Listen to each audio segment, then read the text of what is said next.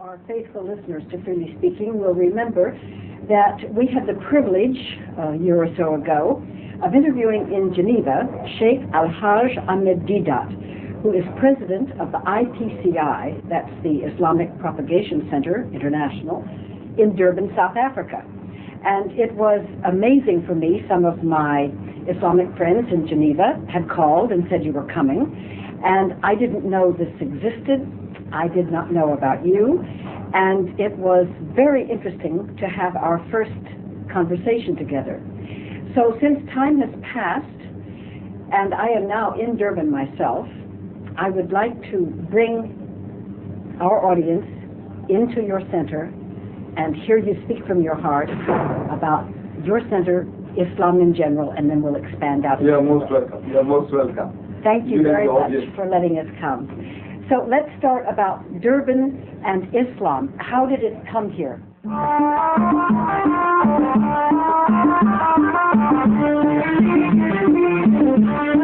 Some Muslims that touched the shores of southern South Africa were Muslims who were brought here by the Dutch. You see, when the Dutch people conquered Indonesia, those Muslims were fighting for their freedom. They were captured as prisoners of war, and they were shipped to the Cape of Good Hope and sold to the white man as slaves. Then when the British conquered Malaysia, those Malay Muslims who were fighting for their freedom, they were also captured as prisoners of war, and they were also shipped to the Cape of Good Hope for the white man, and sold to the white man as slaves. For 300 years, those early Muslims, first Muslims, have touched these shores, and they have been under pressure from the Christians to Christianize them. But after 300 years of hammering, that group of people, they have become one of the most militant Muslim communities in the world. That hammering, instead of softening them, has hardened them as steel.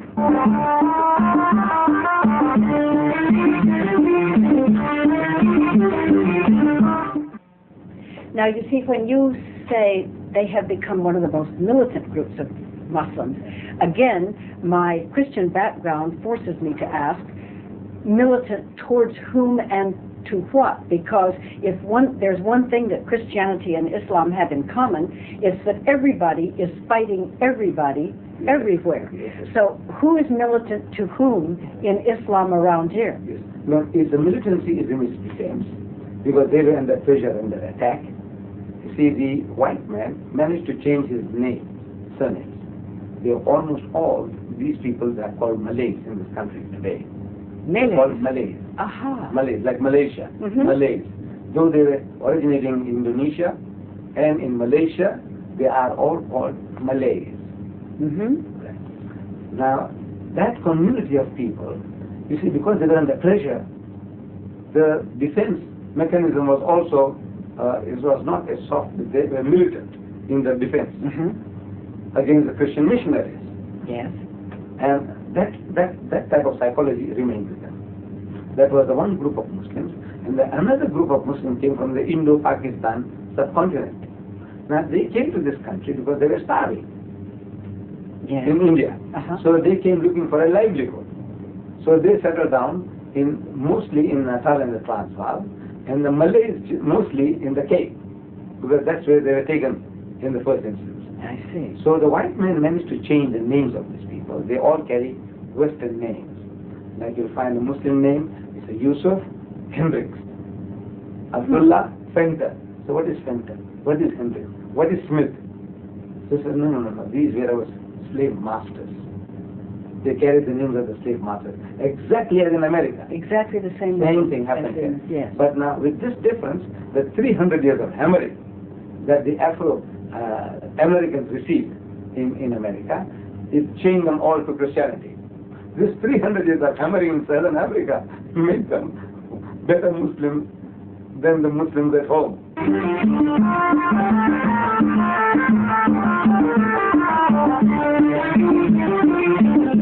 All right, then let me ask you a hard question right away, and that is, if 300 years of Christians hammering at the Muslims didn't change them, why would you think that 300 years now of Muslims hammering at Christians would change them.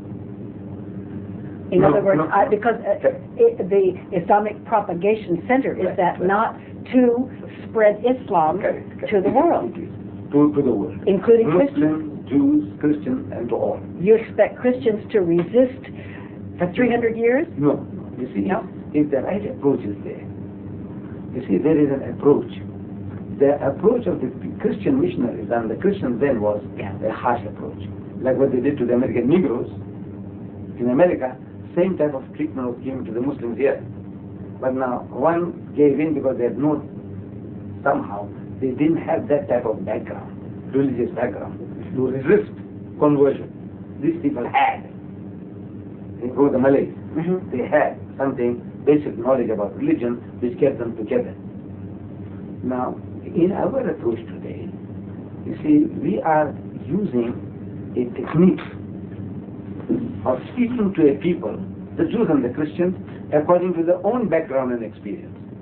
The methods that were used by the Christian missionaries was, in the past, attacking Islam, attacking the Holy Prophet Muhammad, attacking the Quran, and that didn't get them any.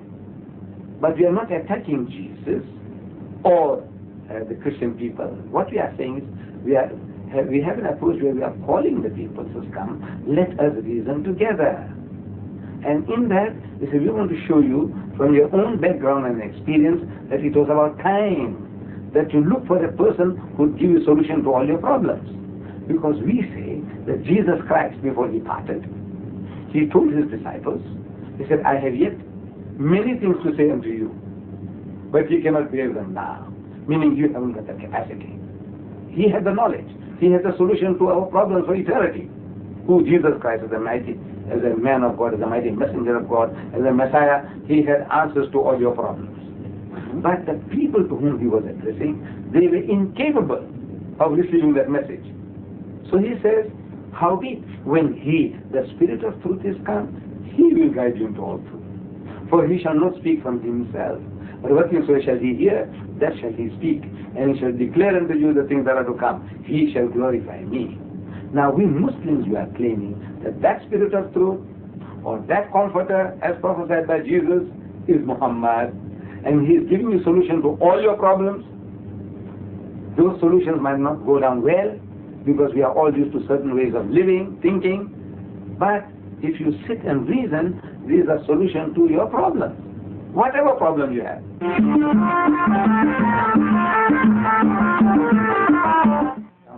In South Africa, the biggest problem we have is race. And throughout the world, the biggest problem of mankind is racism. And Islam not only speaks about the fatherhood of God and the brotherhood of man, it gives you a solution to your problem, how to solve it. It lays out a system. Whereas everybody else talks. Fatherhood of God, there is but one Lord, he created us all, and we are all his children. That is talk. But how to create that brotherhood? In Islam, we have a system. Now the system is, you see, 5 times a day, the Muslim is made to come together. Yes. In what is called salah, prayer. So when they gather together in the mosque, they use the same taps for ablution, they use the same towels for wiping their faces, and they stand shoulder to shoulder, no gaps left between the rich and the poor, the black and the white, or whatever. They all must stand shoulder to shoulder. Because the Holy Prophet Muhammad has said that when you stand up for prayer, you must not leave gaps for the devil to get in between you and your brother. Now the devil he was talking about was not the guy we see in the art gallery in Durban. If you go to the museum complex, you see there in the art gallery beautiful paintings by great artists. Among them there is one huge painting of a beautiful woman with wings. And she's got a wand in her hand. A magic wand, W-A-N-D. A wand. A wand. Wand in her hand. And she's directing the devil. In the picture, you can see, she's directing the devil to go to hell. And you can see hell in the distance. And you see this devil with horns, with sharp ears, and a tail with a barbed hook, with a reddy complexion, fiery himself. And he's flying off also towards hell. Now that devil, if anybody saw, we will run for dear life. We flee for our life. So Muhammad wasn't talking about that. He was talking about you yourself, we ourselves. You know, our racial pride, our arrogance, our riches. I'm white, he's black, and I'm rich, he's poor. That devil must not be allowed to come in between you and your brother. So 5 times a day, the Muslims gather together, stand shoulder to shoulder. Then in a bigger circle, on Fridays, more people gather from different districts. And on occasion of 2 of our festivals, what we call Eid, one after the fasting season, and another one after 2 months and 10 days after that, another big feast. There when we gather together in an open field. Again, people, wider group comes along together. Then, once a year, in Mecca, the whole Muslim community from all over the world, you know, the blonde-haired and blue-eyed Turk, and the darkest cold Ethiopian Muslim, and the Chinese Muslim, and from Muslims from all over the world, they gather in the same pilgrim's garb, which creates a type of brotherhood and unity. There is a system. Not only talking, but the system is laid out, which no other religious group of people have. They all talk, but there's no system of bringing people together. But still, if I may say, and we're engaged in an academic exercise, Right. but Christianity, Judaism, Islam, Right. Hinduism, Right. these are systems, one way or the other, perhaps not as elaborate as Islam, Right. but they are systems of people coming together to worship what is one God, with the exception of Hinduism. Right. They have more. And yet, when you quoted the Bible, you said, and yet he who comes after me... When he, the Spirit of Truth. The Spirit of Truth. Okay. If you translate what Christians call the Holy Spirit Right. into the same thing that this is known as, in other words, a little bit towards the mystical idea, Right. then in the mystical idea of what he who comes after me, if each one of us can practice our formal parts of the religion, but be inspired by that invisible and nameless, absolutely, there's no way one can explain, or the experience of having experienced the living presence of the Holy Spirit, does that not go beyond your practice and my practice and the practice of our neighbor? And doesn't that unite us in an invisible world toward this thing that you call Allah and I call God? You see, it sounds very nice, beautiful. But mankind, he needs simple, straightforward directives. For example, now, you are a good-hearted person. You in your heart and mind might have no racial prejudice whatsoever. You can cultivate that. But the billions of the world, no matter how much you talk about love thy neighbor as thyself, see, the person is simultaneously being programmed that that neighbor must be one like yourself, belonging to your church. See, the wordings are identical. You say, love thy neighbor as thyself. Beautiful. Who is your neighbor? So the Afrikaner is trained.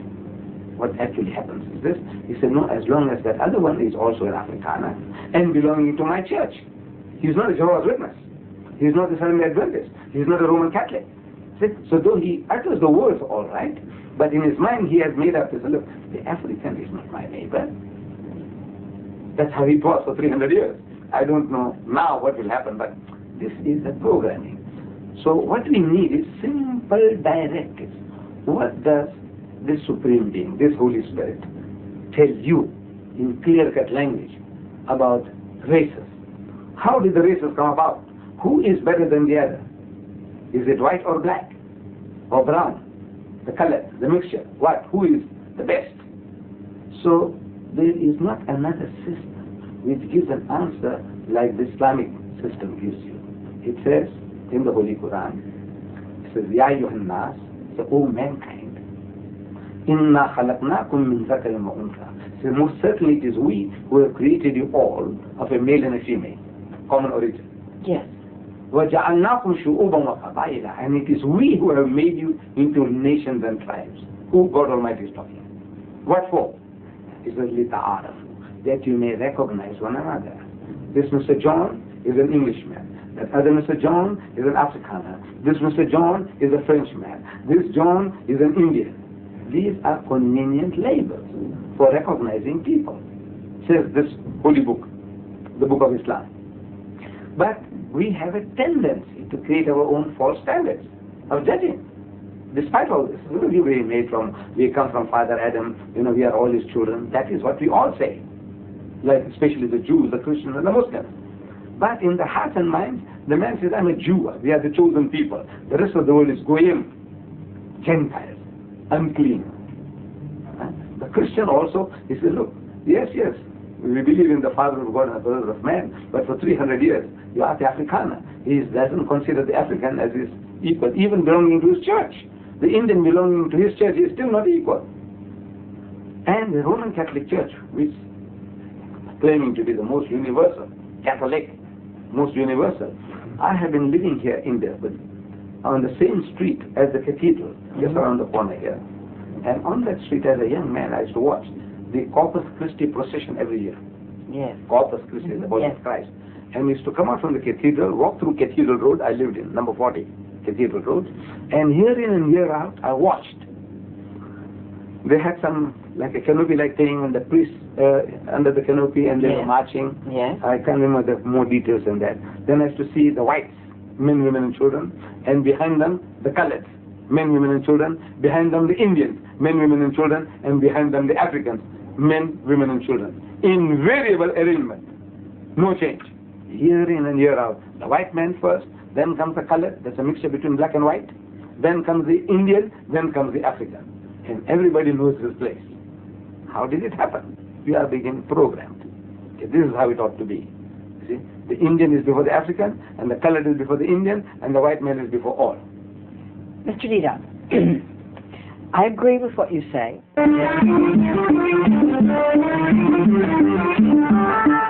In Islam, all men are brothers and everybody is equal. I'm going to accept that totally at face value.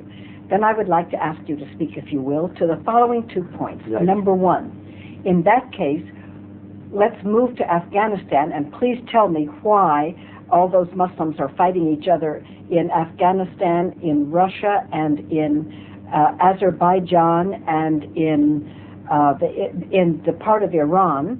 Who are they, and why are they fighting all of each other if they are brothers and equals? To Afghanistan. The battle there was first between the communists who were ruling and the bulk of the people who were good, simple Muslims. And they were asking for their freedom against the communist rule in their own country. Afghanis by Afghanis. Then Russia jumps in onto the bandwagon to help the communists, to communize the whole country. Yes. And the war took place. And after 10 years or so, the Russians had to leave. They left the country, left it to their own divide, whatever device. Yes. Now, it's human nature. It's human nature that now the people who have been helping you, they have certain motives, and they have been exploiting it. For example, now, one group of people, the Mujahideen, means those people who are fighting for the freedom, they were helped by Iran. So they would, in that process, they'll be trying to make them to accept the philosophy of the Iranians. That's one faction of the That's one faction. Yes. Another faction, they say the Saudis are helping them. They'll want to make them to think as they are thinking. Another section is held by Pakistanis. The Pakistanis want, says, look, when everything is over, we want you to become one with us.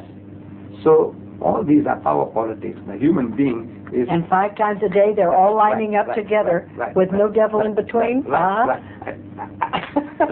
So now, the devil there we were talking about was, number one, getting rid of first was your racial and all the other prejudices.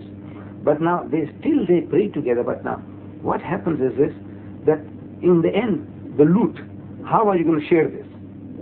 The rule. How are you going to rule this country? So the one is brainwashed to say that the ideal way of running this country is on a communist basis, with the fellows ruling that. The other guy says, no. It must be Islamic the way the Iranians see it. The other guy says, no, it should be Islamic, but as the Pakistani sees it. So this is that human this thing, and the devil in between, somebody is running around, trying to see that they remain in this situation. Then what are the plain, simple rules of the Quran to correct that overnight? No, not overnight.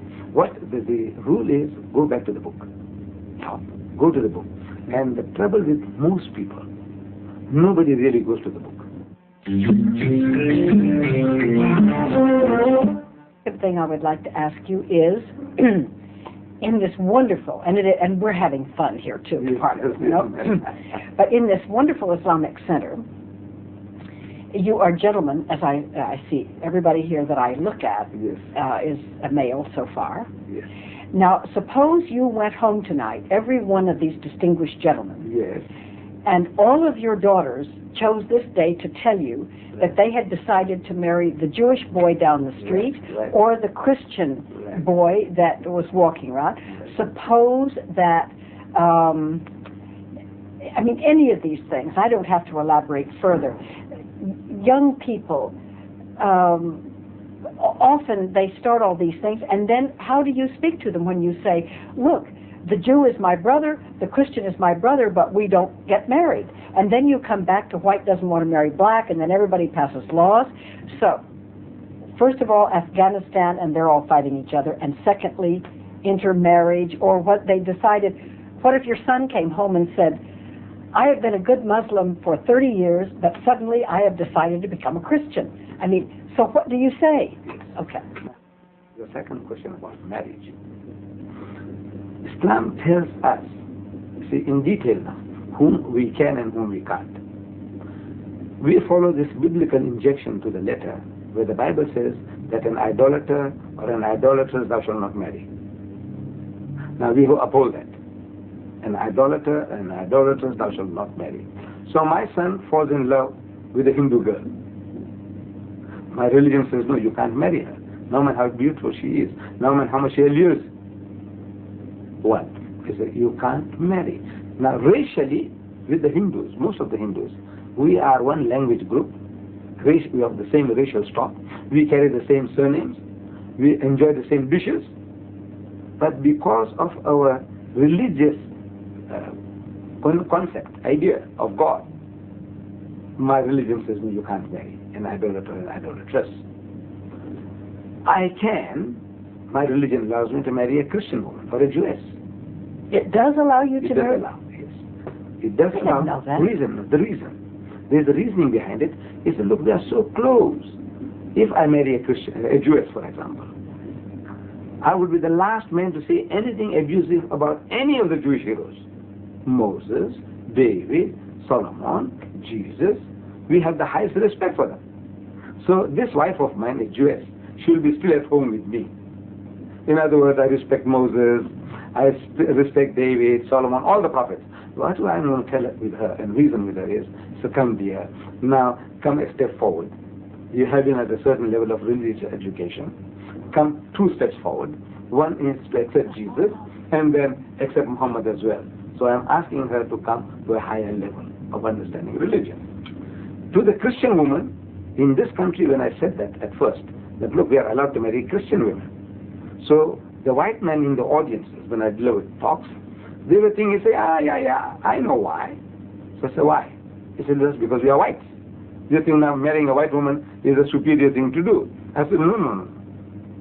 Even if the Christian woman is an African woman, she is a Hottentot, she is a Bushman, she is Christian, I can marry her. Because again, we are so close. We accept Jesus as one of the mightiest messengers of God. We accept him as the Messiah. We accept his miraculous birth. We accept his many miracles. The only point of real difference between me and my spouse, that Christian lady, would be that I would say, look, he is not God. He is not the begotten Son of God. But everything else, we have a common denominator. We have one with the Jew. We have a common denominator with the Christian. So we said, we can get them, and more easily they can be absorbed in the house of Islam. Because whatever you believe, we believe, plus a step further. But now, my daughter can't marry a Hindu man, nor can she marry a Jew, nor can she marry a Christian. Now, the Hindu is understood, being an idol worshipper. But now, he said, what about the Jew and the Christian? I can marry a Jewess and I can marry a Christian woman. Why can't my daughter marry a Jew or a Christian? Yeah. Now, the reason is that, you see, the Christian husband of my daughter, he's got no respect for Muhammad. He's going to use that offensive language. He's going to say Muhammad is an imposter. Why? Because that's his training. No, that's his training. Because as soon as you say that you accept Muhammad as a prophet, you are a Muslim. You see, when you say, I say, look, Muhammad, you will say, look, Muhammad was a great man. Everybody says so. He was a mighty man. You know, he created a nation, and an empire, and a religion. He was supposed to have left behind a book, like the Quran. So I say, look, I take off my hat to the man. He's great. And so many people say he was one of the greatest men that ever lived. Michael H. Hart, in his top 100, he puts Muhammad number 1. Yes. Jules Masterman, you know, in his book on the Turks, history of the Turks. Top 100 men. Right, in the top 100. Then Jules Masterman, in the history, who are history's great leaders. And Lamartine, in his history of the Turks. He says his greatness of purpose, smallness of means, and outstanding results are the 3 criteria of human greatness. Who could dare to compare any great man in modern history with Muhammad? He's daring people, bring your candidates. So in other words now, from that point of view, the Christian, the Westerner, will be prepared to concede that Muhammad was a great man. But he was an impostor. In other words, he was a false prophet. So that's the biggest barrier now. Because if you accept that he was also a prophet, prophet means that God chose him. If God chose Muhammad, now Muhammad tells you that the flesh of the swine thou shalt not eat. Now you can say, look, I like pork chops. You know, all my life I've been enjoying it. He said, look, this man is a prophet of God, and is authorized by God to tell you now, don't eat the pig, don't drink alcohol, no promiscuousness, don't dance or court or date women. So, at every step now, if you believe in this man, that he is a prophet of God, you have to listen to him. It's not just a word saying, I believe he's a prophet. It means nothing. When you say he is a prophet of God, what does it imply? It means that he is chosen by God. Now, if he is chosen by God to guide you, to tell you now, according to your capacity now, that you are not to touch alcohol, you are not to take interest, you are not, whatever he tells you, it becomes binding on you, which you are not prepared to accept. Who? The Jew or the Christian. Mr. Deedat, I have to, last time I was really afraid to bring these things up because you seem to me a very holy man and I respect you for that. But sir, there are just too many things. I mean, everybody is so human, and you must know that there are people of great Islamic tradition, particularly we see them in Geneva, it just happens to be a place where many come, who do not observe one single one hardly of the things you said, and they're pretty famous Islamic people, and then they go back home and they put on the raiment, or they respect the things only at a certain period in time. Now, I'm not saying that you have a monopoly on the hypocrites, because Christianity is absolutely full of them, and I suppose every other religion is too. But, you know, what God says and does, and what prophets say and do is so far from the least of these thy brethren that sometimes it really seems hopeless, including for the Muslims, if you excuse me for saying so. No, I would say, look, no community in his right mind can claim to be perfect. We all have our black sheep. Whether you are a Jew or a Christian, Hindu or Muslim, we all have our shortcomings. But this American, he wrote a book, The Messenger. In that book he says that there are more professing Christians in the world than professing Muslims. But, he says, he continues, but there are more practicing Muslims in the world than practicing Christians. And if you had come here this morning, say before 12, around 1 o'clock I could have taken you to the mosque. And of course today, it would have been out, because today was Friday, and on Friday there's no place even for us in the mosque. This mosque next door to us here, it holds 4,000 people on Friday. But any ordinary day, any weekday, if you come there, you find that there are more than 1,000 people in the middle of the day. More than 1,000 people in the middle of the day, in the middle of the week. Which you will not find in the Catholic cathedral on Sunday. So what is it? How does it work? So as far as the practice of religion is concerned, we have our hypocrites, we have our black sheep. But on a percentage basis, there's not another community, religious community on earth, another community which is as responsive to the religious injection as the Muslim, with all our shortcomings. Whatever you describe in Geneva, we can also describe anywhere else. in London or New York or anywhere. Yes. I accept. You know, but says, I mean, we are not perfect examples of our religion. But as a people as a whole, now when you judge a system according to the whole. That in South Africa we are boasting, and nobody has contradicted me, that in South Africa we have the lowest alcoholic consumption in the country. Yeah, We have the lowest gambling rate in the country. We have the lowest divorce rate in the country. We have the lowest prison rate in the country. And we have the lowest suicide rate in the country and the highest charity rate in the country. And nobody has been able to contradict me. So in other words, what does it? Everything else is the same. What does it in this environment? No, it's the teaching. Because the Muslim is being programmed 5 times a day, so to say, when he goes for prayer. He's being programmed. He's being programmed. So he's the least racist. I can't say he's free from racism. We are pure angels. But he's the least racist. He's alcohol. He's the lowest. And everything else is the lowest. And in charity rate is the highest. What does it? It's the programming. Because there is a system. Islam gives you a system. That bringing people together, that doesn't eliminate, all our sicknesses. Because it's a type of programming that you're going to receive. And it's only the superficial contact with religion which is creating this. Superficial.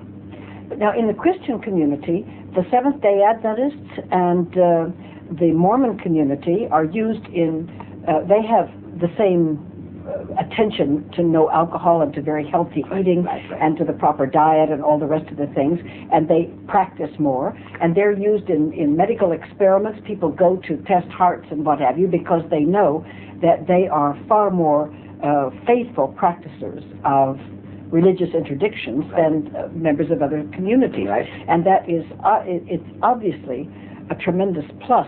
But coming back, we have... I think that the smallness of the community that does that. Because the community is so small. Yes. Sect. So they can keep together, keep on inspiring one another, brainwashing one another.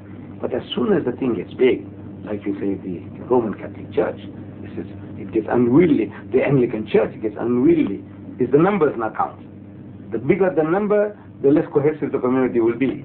True, but you are how many hundred years later? You haven't 600 years after. 600 years after. So perhaps it could be projected or suggested that in Islam you've got 600 more years to go before even Islam will start to be. It could be the same as these other religions, which get a little bit watered down. Which brings me back, if I may, Yes. 2 points. We Yes. have 12 minutes to go. Yes, I'd like for you to finish about you said the daughters could not marry outside, but the sons could. Not to all, except to Jews and Christians. Yeah, okay. There's a good woman among them. And so then I would like to know about the children. If you married a Muslim lady, and I mean, if you marry a Christian, how does Muhammad teach about the children of those marriages? And then after that, I would like to know about what the religion says about converting, about becoming missionaries for Islam as the Christians have become missionaries. If you could speak to those 2 points. Yes. You see, with regards to the marriage, you want to know... what happens, what does Muhammad teach about the children of these... Now, in the house of Islam, the children are automatically the fathers. They follow the father's religion. So in other words, now, it's understood at the back of the mind that if I even marry a Jewess, I'm going to try and convert her. And every Muslim in the family, everybody is interested. Say, why, what's wrong? Why aren't you becoming a Muslim? Because I married a Christian. Everybody, if I'm a young man, my father, my brother, my mother, everybody is, and the neighbors, everybody is, keep on, eating the life out of the person. Why, what's wrong? What's wrong, Mary? Why aren't you becoming a Muslim? What is that? So, that is the attitude of the Muslim world, to bring them in and convert them. The children, automatically, they will be following the Muslim religion. In the house of Islam, it was never expected that we will be in a state of minority anywhere at any time. The attitude should be that the religion as preached by God through Muhammad will prevail. So in other words, now automatically we'll all become Muslim. So as said, we all follow the same rules and regulations. That is the idea. But now, in Western society it is not so. So there is a danger. I marry a Christian lady and I have a few children, but in case the marriage breaks up, marriage can break up between a Pakistani and a Pakistani, a Saudi and a Saudi, and there will be more reasons why it should break up between a person from another culture and another religion. There are more chances of the marriage breaking up. Yes, absolutely. So if that happens now, according to the Western law, the woman takes the children with her. So Motherhood, you see. So my children are gone. So my Fatimas and my Khadijas and my Muhammads are going to church. Because now suppose now you with that lady and you go back, where do you go to? To your aunties and your grannies. And your aunties and grannies are going to church. So you take my children along with you. So over a period there will be brainwashing to Christianity. So the dangers are so great that I say, look, although there is a scope for marrying Jewesses and Christians, I am always telling to people, I say, please don't take a chance. Don't tempt providence. You see, you're playing with fire. You know, this is going to come as a big surprise to you that the Christians are saying the same thing to their children. Right? No, they have a right. And so the Jews. Right. Where is an act of, I say, look, self-preservation? You make a law, the Roman Catholic makes a law. I am not opposed to that. What I'm saying is that, look, Islam is a religion that is destined to be the final religion of mankind. Reason. You see, it's the latest and it caters for all your problems. That's what I said at the beginning. For example, you are an American, aren't you? You are an American. Now, I just come from America. Yes. In November I was there. And I came across certain statistics that there are, in America today, 7.8 million more women than men. If more women than men. If every man in America got married, there will still be 7.8 million women who will be sitting on the shelf, waiting for husbands, which they'll never get. To start with. As if nature is taking revenge on the West, giving you more women than men, 7.8 million. And as the manpower you have in that mighty nation, 25 million are sodomites, gays. You call them gays. 25, another 25 million women who can't get husbands. I don't know how many million that is, but they say something like million. 10%. Is that 25 million? I wouldn't know that. Yeah, will be able. 25 million sodomites, gays. Yes. Then 98% of your prison population is men. Then man gets cold feet for so many reasons. You see, he wants to marry, and when you show him a bride, and he gets cold feet for some reason, he doesn't tell us why. But he gets cold feet, he backs up. But a woman, even if she's frigid, she wouldn't mind somebody giving her protection in marriage. For marriage of convenience, maybe. Look, just feed me, clothe me, house me. So, all right, I give in to the man, for his pleasures, but she's prepared to marry, even a frigid woman. Generally, she doesn't mind getting a husband. But the man, he gets problems after problems. He's not sure of himself. So now, with that amount of surplus women in America, what happens? What is the answer? What did the Holy Ghost, because the Christians say is that Jesus was promising the Holy Ghost, the Holy Spirit, to come along and guide mankind into all truth. 2,000 years have gone. So I'm asking, what did the Holy Ghost tell any church in 2,000 years? How to solve this problem of surplus women. You have more than 30 million women in America who can't get husbands. What are you going to do with them? Well, the feminist women would say, who needs one? And the traditional women would say that, if I can't speak for them, I can't speak for either group, but I would say that frankly and truly, I honestly believe that the Holy Spirit draws, if you are filled with the idea that the love of God shines out of you, that there will be some man, someplace, sometime, under the grace of God, who will be drawn. Men are not stupid. If they find a lovely lady who is kind, and who is loving, and who is sweet, and who likes to create a good home, and who wants to be a good mother, and who is perfectly willing to love and to cherish and to revere that gentleman, there will somehow, this thing in itself will draw a male creature. Right. But now what about the 30 million? Suppose in a perfect, with this, all the men that are there, who are, we haven't discounted, as sodomites, as prisoners, and so on and so on. So there'll still be 30 million women. If all those men get married, they find a bride, you know, the ideal bride. Still there'll be 30 million women who can't get husbands. Well, very well.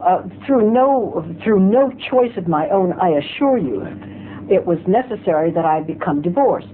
And this is against everything that I believe in as a Christian woman. However, in the years since that I have lived with full joy in splendid isolation from the world of men in that way, although my work keeps me there all the time, there is a certain joy that in celibacy. There is an intensification of the spirit, which is, I suppose, in Roman Catholicism, you talk about priests and nuns. I'm not sure about Islam, whether you have people who practice celibacy or not. But it is a very, very noble, holy, and lovely, wonderful thing. And you simply live what you feel that God wants you to do and what God wants you to be, and you can give back into the world a great deal of what you've received. I don't believe that this is a punishment, or that this is a sin, or that it's that much of a terrible law. The proof of the pie is in the eating. Now, we find in Roman Catholicism monkery and nunnery. In Islam, it's forbidden. No monks and no nuns. Islam forbids you to do that because it's unnatural. Now, the proof that this is unnatural, you read the statistics today. How many % of the priesthood are gays? When you don't allow them the natural release, then they're going to find unnatural ways. Sodomites. How many sodomites are there in the Catholic Church, in the Anglican Church? So that is the proof that, look, the system is not natural. You're going to do things which are unnatural. Then, while in America, I was looking for Dr. Kinsey's book on the American female. You see, I had read it many years ago. Yes. Dr. Kinsey, The Life of the American Female. And I wanted to have possessed that book because I had read it and it belonged to a doctor friend. I gave it to him, and since then I didn't see that book. I wanted Dr. Kinsey's.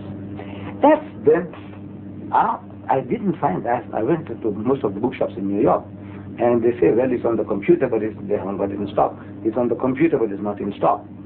Then I was forced to buy Masters and Johnson's. This is the more up-to-date version of Kinsey, Masters and Johnson. And what I read there, you know, the American life, which is the same as the British life, you know, of sexuology, or the German, or the French, they're all the same.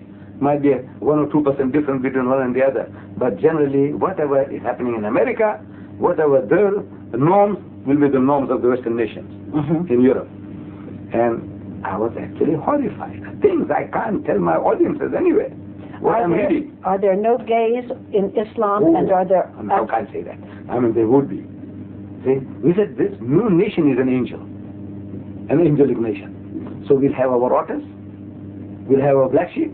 But now in the West, it is becoming the norm. You see, the person, if your son is gay, you're not ashamed of it anymore.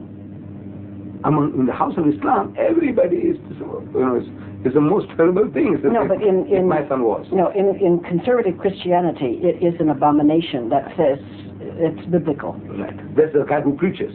You see, but now the guy who's practicing it, like our friend Swagger, and all the tele-evangelists. Look, they were just caught out lately, one by one, the whole lot of them. Yes. They were all leading unnatural lives. All! Reverend Gorman, Jim Becker, Jerry Falwell.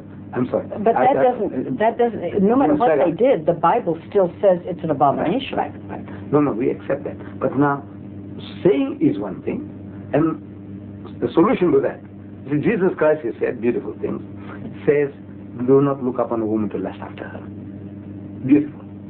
Don't look to lust. What about beauty contest? What about long leg contest? We have in South Africa beach bum contest. I know. So now, I said, look, the Christian, he hears the sermon on Sunday. Even the priest, he's sermonizing you about thou shalt not look upon a woman to lust. And yet, in the evening, he's prepared to dance with the wives of his congregation.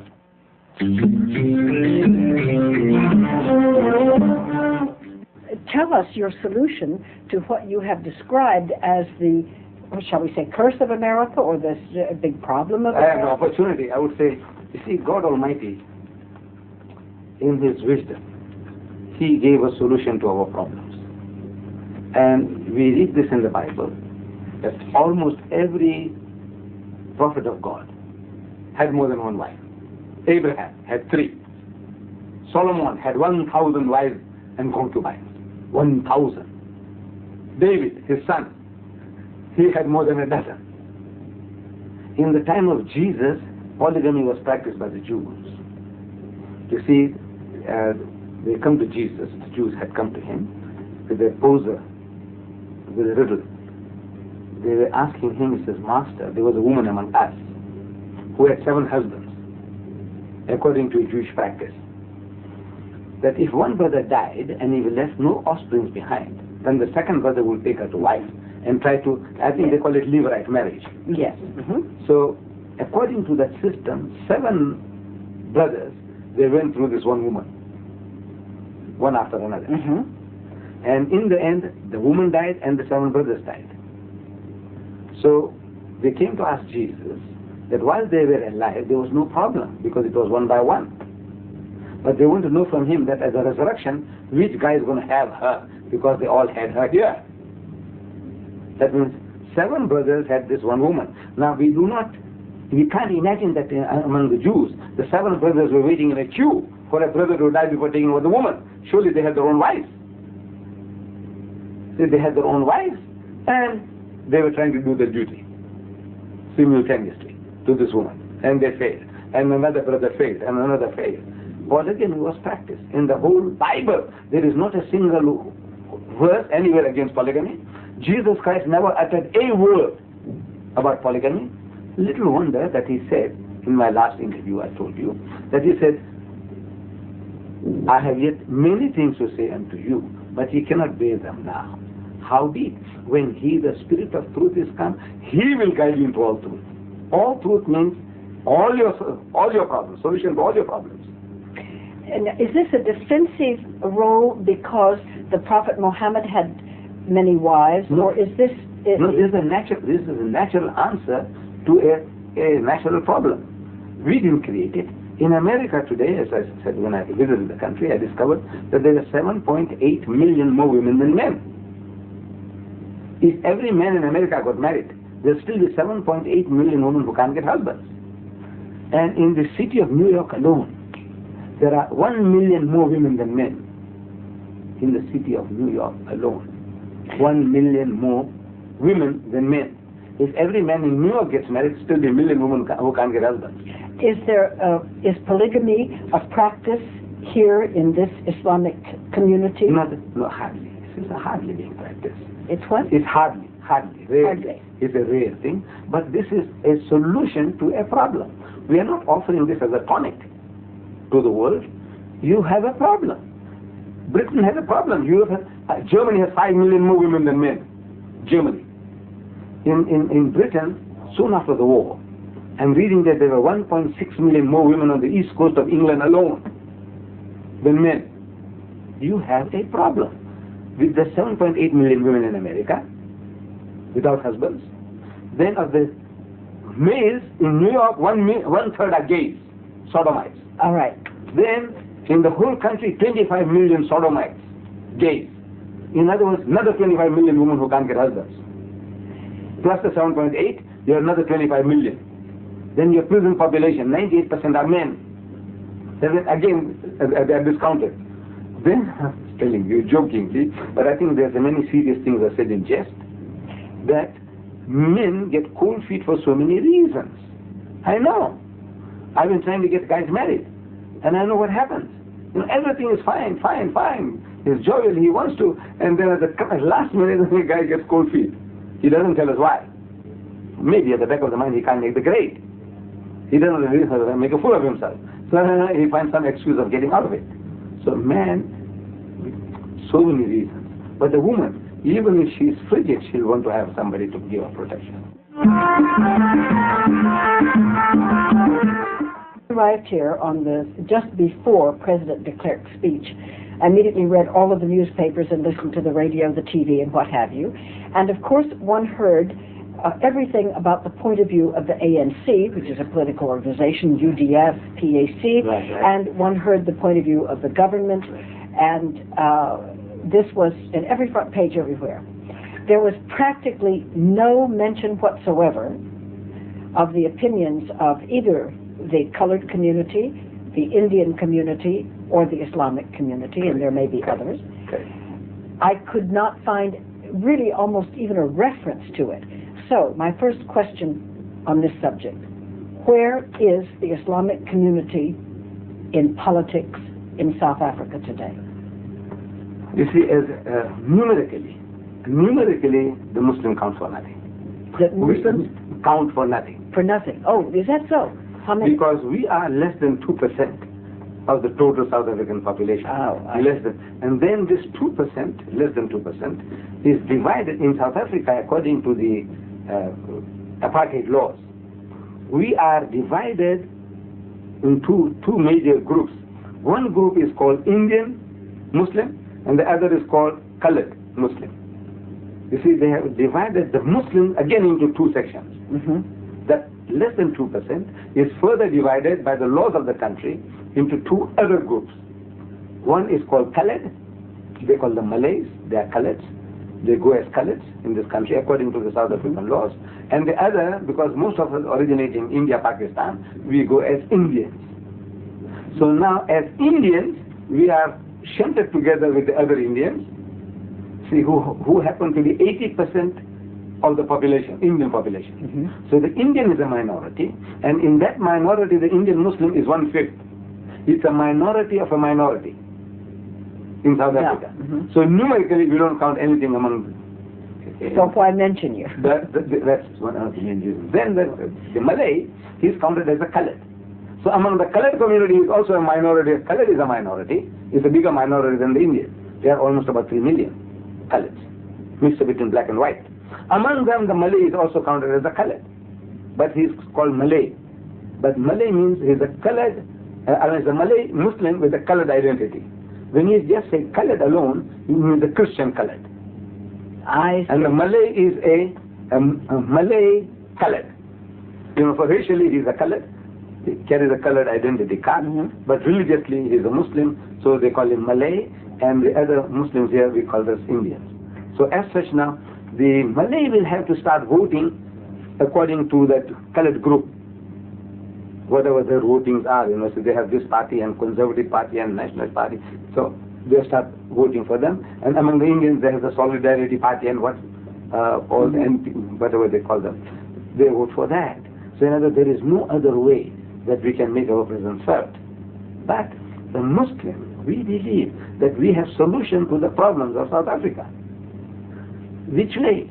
You see, when there's an identical situation that is prevailing in South Africa at the moment, where there is a huge black power and there is a huge white power, and they are in confrontation.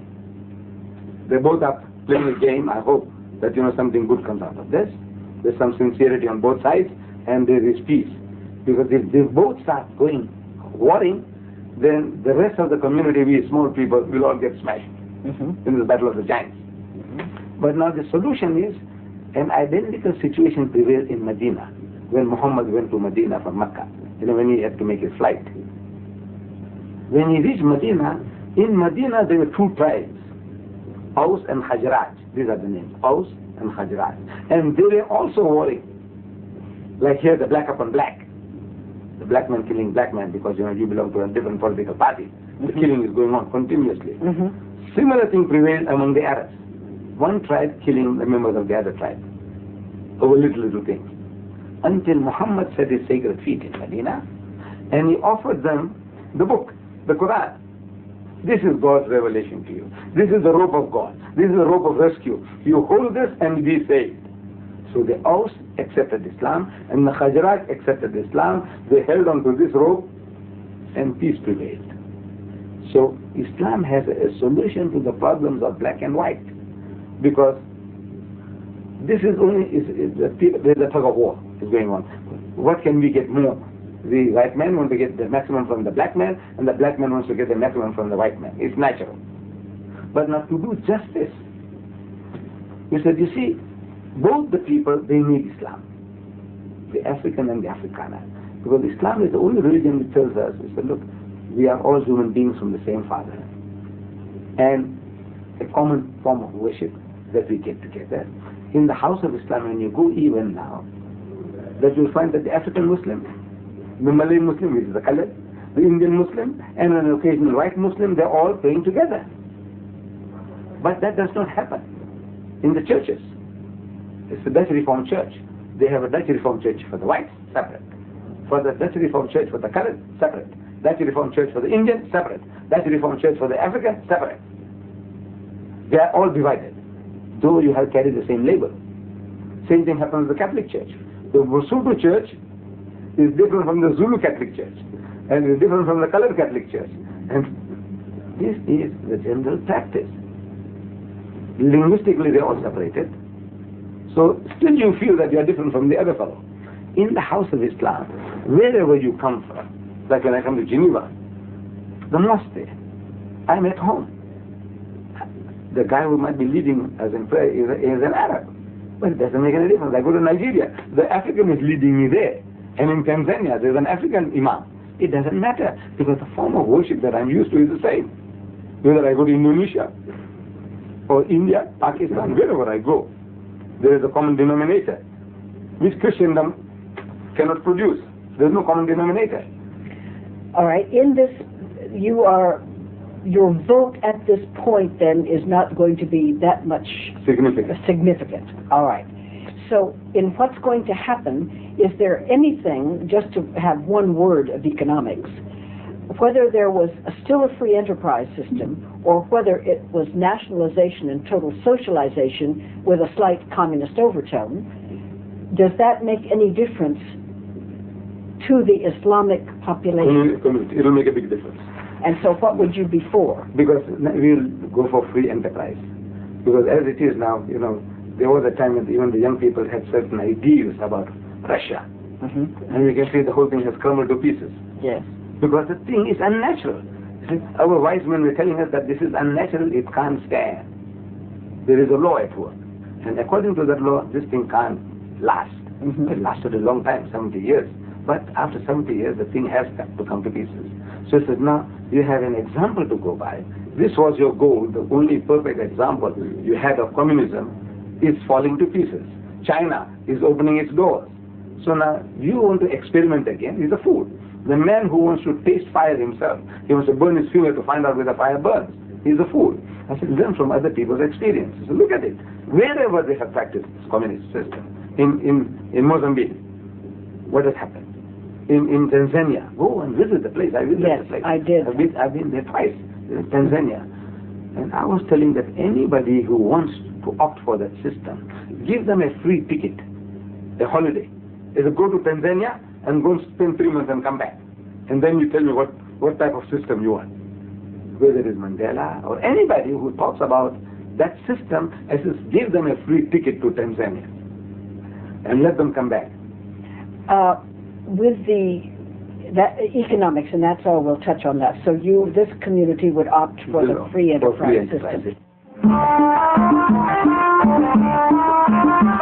Groups of the UDF, ANC, do any of them have any particular attitude toward Islam that would compare? For instance, I brought one of your folders here. Yes. There are some things that you say about the Zionists or the Jews, right, which are very, very, very strong. And before we speak about that, I would like to ask if there are any of these other groups or the Christian groups who say anything that strong against Islam in this country. No. You see, there is like an unwritten policy of this Christian country to see that, everything as difficult as it is possible for them to make for us. But there is a freedom of religion in this country, which I have to take off my hat to, which is second to none in the world. Freedom of religion. Is that in this so? country? Freedom of religion to preach. You see, freedom of religion. As a young man, I was reading the communist constitution, and so Article so and so tells us, and I read it, and that there is freedom of religious practices and anti-religious propaganda. I'm quoting. Freedom of religious practices and anti-religious propaganda. So I said, well, look, we both have a fair chance. But I didn't understand that it says freedom of religious practices. That freedom is given to you, but not to preach. and anti-religious propaganda. While 4,000 Muslims are going to the mosque for prayer, the guy outside can make a noise and say, hey, those fools, look what they're doing, this is how they pray. They can make a mockery of it. But I can't come out and say, hey, look man, come inside and I will tell you, how to get peace. Of the system that we are following. One-sided. It's one-sided. Mm-hmm. But in South Africa, when they say there's freedom of religion, they do really give it to us. In other words, I go to the City Hall of Cape Town, which I did go to, and I organize a lecture there, Christianity, Communism or Islam, which was the answers to the problems of South Africa. And this City Hall of Cape Town is a stone's throw from Parliament House in Cape Town. And I delivered a lecture to a packed audience there. Christianity, Communism or Islam. And since a speaker is a Muslim, it's understood automatically that it is not Christianity, it is not communism, Islam is the answer. Right. And no interference from the government on any level, no interference. Then we had a conflict with the government twice. Twice we had a conflict with the government on our publications. One was in 1982, I published a pamphlet, The Crimes of Begin. Yes, I know. And Shackle and Menachem Begin. Right. Menachem Begin, his crimes. The Crimes of Begin. And that pamphlet, the Jews had it brought up before the publication board. And they had it banned. We made representation, but our representation, I blame my soldier, my lawyer. I lost the case. Then the government, the Christians now this time, they took up another of my publication called Crucifixion or Crucifixion. It sounds the same, like a riddle, it's not. Crucifixion, the first is F-I-X-I-N, fiction, to fix a man on the cross and kill. And the other fiction is F-I-C-T-I-N, fiction means a fairy tale. Is it a fiction to fix and kill, or is it a fiction, a fairy tale? That's the title of my book. Death and Resurrection of Christ is the foundation, and this book undermines that. It's a very dangerous book. But it does not infringe any law, so we can't ban it. So the director of publication went on appeal against his own board. This is something unique. To me, it's a unique thing. In any country in the world, the director writes, ban, nothing is banned. You can go and fight it out afterwards. But this is the director goes on appeal against his own board. In that case, he's going to hire an advocate to represent him against the board, to convince them that the book should be banned. So for the first time, the board informs us that, look, this is what has transpired so far. If you want to defend your book, you come along and defend it yourself. We will not play the devil's advocate on your behalf. So we went and defended our book, and we won the case against the government. So to me, there is the freedom, if you can play the game according to the rules of the game, there is nothing for you to worry about. Now this is a very good entrance, what you have just described, that you held the crucifixion up and you made your case, which I believe when I read something about that, that Jesus appeared, you believe, as dressed as the gardener, when it said that the ladies thought he was the gardener because he was not, and it goes on like that. You have said that in the name of freedom of speech, even though that was an abomination unto Christians, they allowed you and you won your case. May I move now to Rushdie and the fact that he has printed something which I assume, I have never read it and I don't intend to, is equally as, quotes, insulting to the Islamic religion as that would be to the Christian. And yet he is under penalty of death. And you were not under penalty of death. No, for having said this. Could you lead us into this discussion using those two cases? You see now, in the case, the government says, in my case, about my book, that this is a bona fide belief. I'm not trying to make a mockery of the Christian. See, just I want to be funny, I want to be clever. They say, hey, look, this is nonsense, man. How can one man, take the sins of the world? It's taking the Christianity is taking 1,000 million people for a ride on the cross. Yeah, I believe it. But now that I'm making a mockery. There's a law in the country, you are not to sneer at somebody else's religion. What I was telling was a bona fide belief, because my book says, وَمَا قَتَلُوهُ وَمَا صَلَبُوهُ. It means they didn't kill him and they didn't crucify him. My book says that. This is my belief. a bona fide belief. So as such now I'm expounding it. If it goes against you in that case, I just can't help it. This is the belief that's given to me by my faith, and 1,000 million people believe it. In the case of Rushdie, it is not that. See, he has gone out of his way to abuse everybody. Like for example in South Africa, we had the book banned, just like that. See, there's a law, the law is there, and according to that law, we succeeded. You are not to sneer at somebody else's belief. This guy here, the races. You know, our biggest problem is race, as I said in my previous interview. Everywhere is a race. This man is the greatest racist. You know, he beats Hitler's Mein Kampf.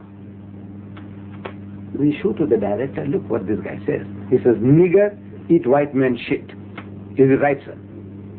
The guy says, no. This is rank racism. He's a racist himself. But this is rank racism. Then he says, black shit is bad. He calls them niggers, he calls them coons, he calls them what and what not. Right? So they said, no, ban the book. Ban the book. This is not right. Then he's used certain type of language. One word. Which we don't want to use. No. For one word, Lady Chatterley's lover was banned in this country for 20 years. That word he uses 57 times in his book. Forgetting that he's besmirching the characters of the Islamic faith, you know, our spiritual mothers, the wives of the Prophet himself, then the Prophet Abraham, and the companions of the Prophet, the thing that he calls them, which makes anybody's blood boil, especially the Muslim. But besides that, what he has done to everybody, the white man, the white woman, the Jews, he has not spared anybody. But the problem with the people outside, in the Western countries, nobody brought this to the attention of the people there. We only cried about ourselves. They said, look, he saw my mother. Who? It's Aisha Siddiqa, wife of the Prophet. Where is she? No, she can swim. He said, no, she's dead. So how long? 1400 years. So does it hurt her? The guy's making a mockery of it. See, it's a mockery now. Does it hurt her? Now you're making a mockery of it. But now if I turn the tables, it would be different. I said, you know, sir, I told the people in Britain, I went around and I lectured to her. I'm telling them, I said, you know what he says about Mrs. Margaret Thatcher? What does he say? So I said, he calls her torture. Full stop. One word sentence, torture. Then he says, Maggie the bitch. Maggie the bitch. 3 word sentence. Maggie the bitch. I said, is it right? I said, you people should have gone to Mrs. Thatcher and says, Ma, with an open book, the satanic verses, says, Ma, look, this fellow is calling you a bitch. Is it right, Ma? But maybe you can take it. You know, you are great. You are the Iron Lady. You know, 2 years nothing. But what about the feelings of your dear son, Mark? Somebody calling him son of a bitch. What about his feelings? What about your daughter, Carol? What about her feelings? Shh, the book would have been banned. You know what he does to the Queen? He cohabits with her in the book. He makes tender love to her and he joins with her. But Mr. Deedat, if I may say so, yes. You see, as a Christian, Right. Professing and believing, Christianity and everyone connected with it have been reviled by so many people, Right. so much literature, and so many people in the world that not only do we have mud of every kind of description in the world thrown on Jesus Christ, thrown on the church, thrown on individual Christians, martyrs, anybody else. Right. That it doesn't, I mean, it sheds off your back like water because you expect it of anyone for any reason that they choose. And the second thing is, as Christians, we are then called upon, no matter how vile the treatment to the Christian religion or to the Christian himself, to arrive at the point where we can express total forgiveness for that person, because if there is a God who says, judge not lest ye be judged, even though we all do it every day 25 times, Right. we are called upon to rise above this and even to pray for that man that God in his own wisdom and infinite way through the grace of the Holy Spirit will touch that man, whether he's Islam or whether it's Judaism or what, that person who is reviling, first of all, his reviling against us isn't going to hurt him, but when that guy gets in front of God Almighty, at least in the Christian religion, he is in far bigger trouble than anything we can do on earth.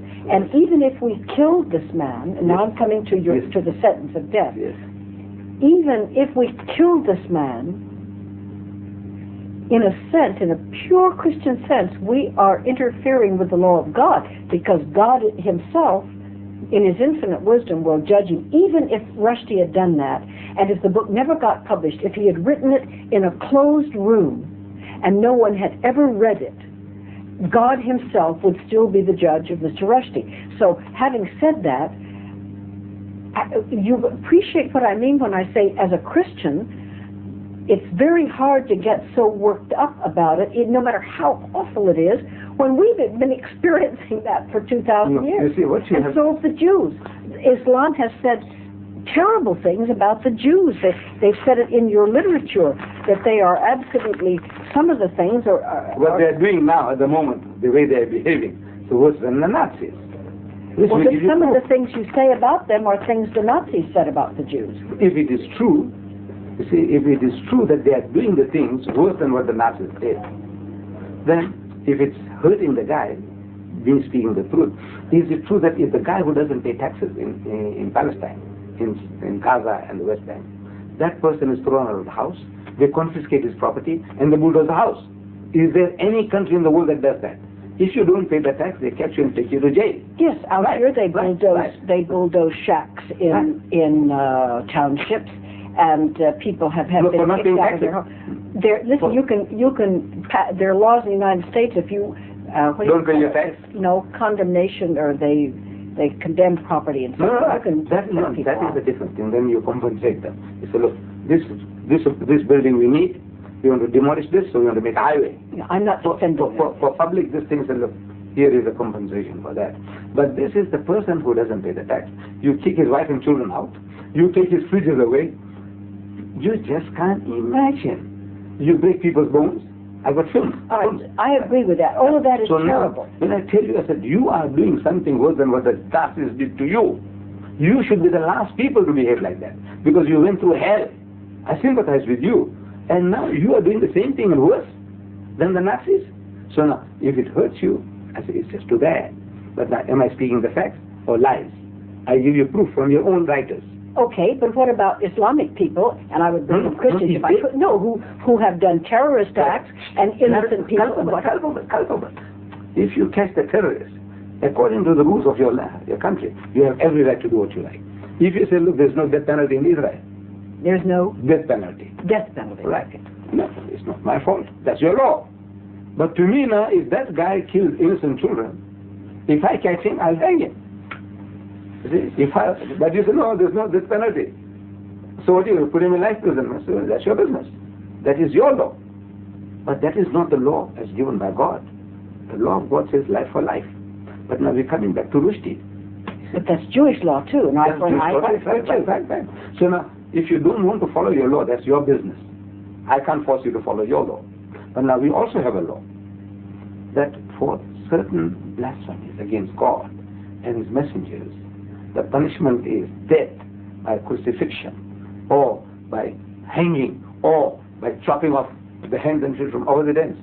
Very cruel. But now, treason, to us this is treason against the Ummah. Ummah means the community, the religious community. You have a law, treason against the state, for which, you had the Nuremberg trial. You had Lord Haw, the Britisher who was broadcasting from Berlin. Yes. You had him killed. That Irishman, who tried to, bring some freedom for you had him hanged or shot. So in other words, now every country in the world you have a law, and you behave according to your law.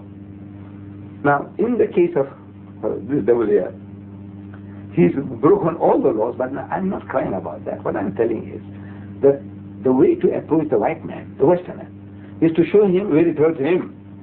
Because I'm told, like you say, Krishna, that the people are insensitive. Look, you can swear Christ and you can do this and do that and get away with it. Not get away with it, but no, but...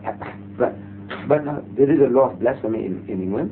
Mrs. Mary Whitehouse, she took the Gay magazine to court for using certain blasphemies against Jesus, and she won the case. But now there's nothing to protect the Muslim feelings. It's only Anglican England has got only something to protect the Anglican Christian, not us. There are more Muslims in Britain than Methodists.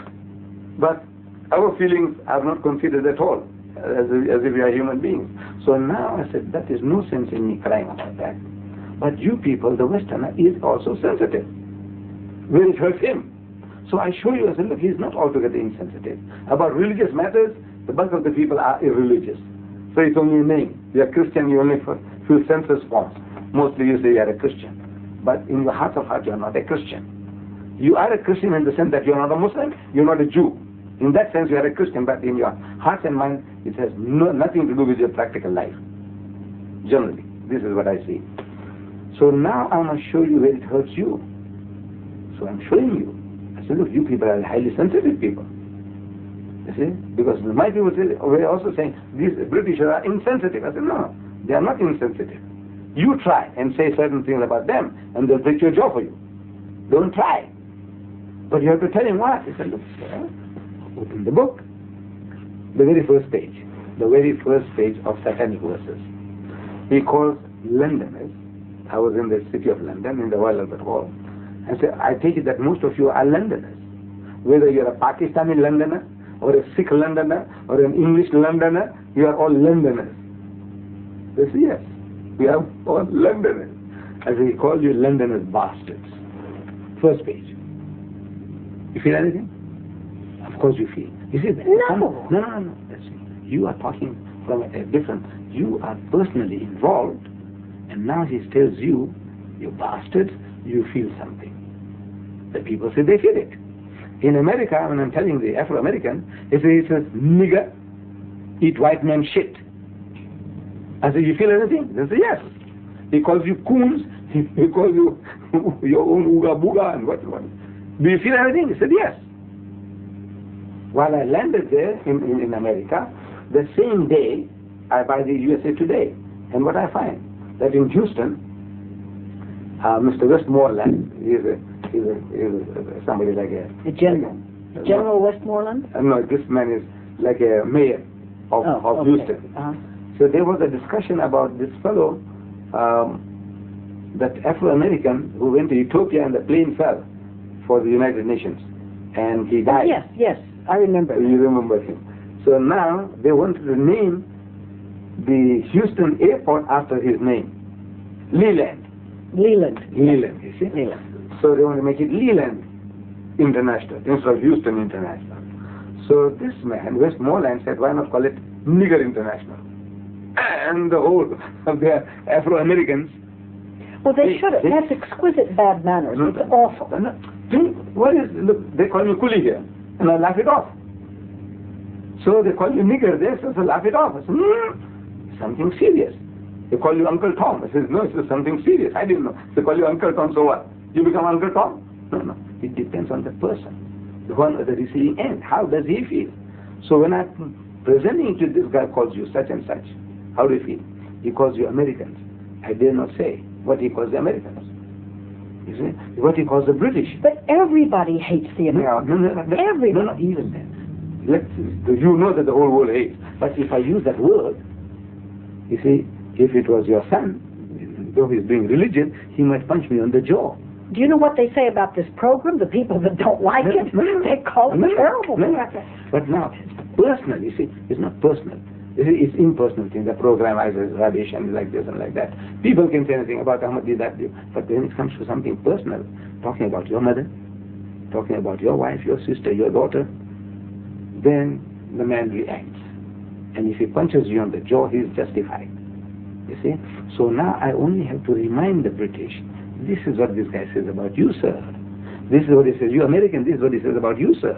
And everywhere where I went around, they are 100% behind me. He says, no, this is not done. This is not done. I agree. It's not done. So now is the guy who does it? Very bad manner. The guy must pay the price. So I said, look, maybe, you see now, you have cultivated yourself into a type of mentality. You have heard so much things thrown at you. So like here now, you call me a coolie. It's an insult. Are you saying coolie? Coolie, yes. Coolie means a laborer. Literally. Yeah, like the Chinese coolie. And here, the Indians were brought here for indentured laborers cutting sugarcane. So they call them coolie. They call them coolie. Right. I didn't know. Out of that, every Indian becomes a coolie. In the eyes of the white man. All right. Every Indian. So there was a time when I used to react. But now I reached a stage now where I said, you are also coolie. See, I'm a bit clever now. I said, you are also coolie. I said, don't you labor? See, I said, well, that's what it means. You are a laborer. But I know when he says coolie, he's trying to hurt me. And then it hurts. You see, the word itself is nothing. Like the Englishman calls the Afrikaner in South Africa, boere. Boere means a farmer. They are farming people as a whole. There's nothing wrong with that. But when the Englishman says boer, at the back of his mind, he's backward, a rustic. That's what he's saying. You know, a simpleton. That's what he's saying when he says boer. Well, so the meaning, the word, there's nothing wrong with the word. But when you are uttering it, it conveys certain meaning. Same thing to the Afrikaner, he calls the English people Ruinek. Ruinek. Ruinek means rednecks. Oh, Ruinek. Ruinek. Okay, redneck. In Afrikaans it means rednecks. Meaning you are all softies. You go in the sun a little and you get red in the neck. Red you know, like the Red Indians call you paleface. Paleface, and you call them Red Indians. Right? I don't know whether there's any sting in the word paleface. But now in this word, no. But in the word Ruinek there is a sting. In the word boer there is a sting. In the word coolie there is a sting. Now because there is a sting in it, it stings. It hurts. It's not because there is a sting. When you utter it, you want to hurt me, so it hurts me. Sticks and stones may break my bones, but words will never hurt. That's a philosophy. No, look, it's true. It's a philosophy. But even so, you know, people call wasps, you know, white Anglo-Saxon Protestants. I'm a wasp. And everything about the wasps is bad. They sting, they do all this business, everything is bad. Now, if I spent the rest of my life huddled in a corner, crying or afraid to walk out because God borned me, a white Anglo-Saxon Protestant, I would never go out. I wouldn't do anything. I can still love the people who don't like the program and who call me a wasp and who don't like older white ladies or whatever you call it, or call me a prude, or call me... There are 1,000 bad words you could apply to me, I'm quite sure. But I simply must feel and think of myself as much as I can live it as a child of God who is trying the best I can with all of my faults to live as I believe that God made me to live and love my fellow man. And if they sling filth and mud and I've had injustices inside my family, outside my family, in my work, in my business, but I must forget and forgive as fast as possible. Do you not feel that God, as the Mohammedans, Muslims see him and experience him, would he not have forgiveness in his heart and soul? I'm not calling it good. Forgiveness for God, he can forgive whom he likes. But now, without the law, you see, we say we have no right to forgive. For example, a man commits murder. I like that fellow. I'm a judge. I like that murderer. For some reason, previous reason, my contact with the man. But now the evidence that is brought before me is that cold-blooded murder the man committed. Must I pass judgment on him or not? You see, I am a servant of the law. The law. The law. I must carry out the law. I love the man, but I can't help it. He can be my son. I can't help it. You have to apply the law. I have to apply the law. Now, God Almighty, in His wisdom, He can forgive. That's His business. He can reward him a millionfold on the other side. He said, look, I think you were a bit harshly treated, my son. You know, you deserve heaven and houris and gardens flowing with milk and honey. That's his business. But no. Man commits treason, if the law of the land says he should be shot. It's not for me to say, look, this guy built so many hospitals and he's been running orphanages. Did he commit that act of treason or not? You see, what is the law? The law says shoot him. So now I carry out the law.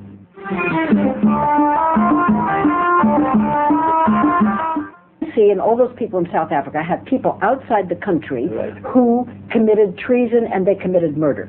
The Afrikaners or the white South Africans have a hit squad of some kind. That Right. And Yeah. those men committed murder. Right. Now, would you, under the laws of Islam, would they all be put to death, or would one side be forgiven and the other side not be forgiven, or would they all be amnesty? I think, you see, because to me, if I look at it, that this was a war, undeclared war between the two. Yes. So as such, to me, this was a war, and now we have come to the war has come to a halt. We just forget about the past, and let's reconstruct the country on a new principle of forgive and forget. So you would wipe out both sides? Both sides I would wipe out. Well, if I said, if you have to punish the one side, you must punish the other side. And there's no end to it. There won't be any end to that. So recrimination carries on, and it can still lead to further bloodshed. So with all let's assume for a moment, this is assumption, I'm not making accusation, let's assume that there were X numbers of murders committed on the outside revolutionary side and X number of murders committed on the inside white police squad. Everybody should be equal and they should all be... Let's forget about the thing and carry on from here. But Mr. Rushdie should be executed. Oh, no, this is a different case altogether, because now he is not repentant at all. He is going on further and further. He wants to broadcast this further, more and more. This is greed of gain. You see, 40 people have already paid with their lives. 40 Muslims have died. So many women have been widowed. So many children orphaned because of his pain, poison pain. How? I didn't know that. How did they... In India, in Pakistan, you didn't hear about the protest marches, and they were shot down because now they are marching onto the British embassy or they're marching onto the American embassy.